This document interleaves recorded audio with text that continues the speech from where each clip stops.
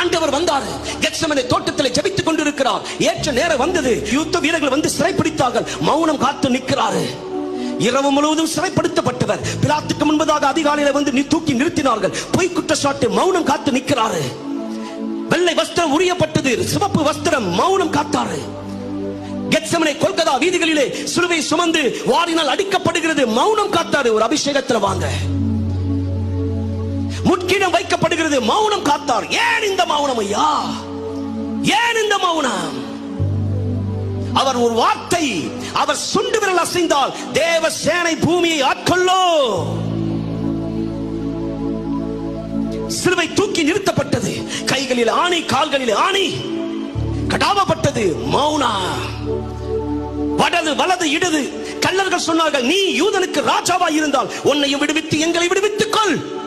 மௌனம். கூடி இந்த கீழே இந்த ஜனங்கள் மூன்றாவது நாள் ஆலயத்தை இடித்து மூன்றாவது நாள் திரும்ப கட்டுவேன் என்று சொன்னவன் தொங்கிக் கொண்டிருக்கிறான். மௌனம். ஐயோ தாகமா இருக்கிறேன், குடிக்க தண்ணீர் கொடுங்கள். கசந்த காடி. மௌனம். விழாவில ஈட்டி பாய்ந்தது. ரத்தமும் தண்ணீரும் பீச்சு எடுக்கிறது. மௌனம். ஏன் இந்த மௌனம்? ஏன் இந்த மௌனம்? 42 தலைமுறைக்கு ஒரு விடிவெள்ளியை கொடுக்கும்படியா, 42 தலைமுறை பார்க்காத ஒரு வெளிச்சத்தை கொடுக்கும்படியா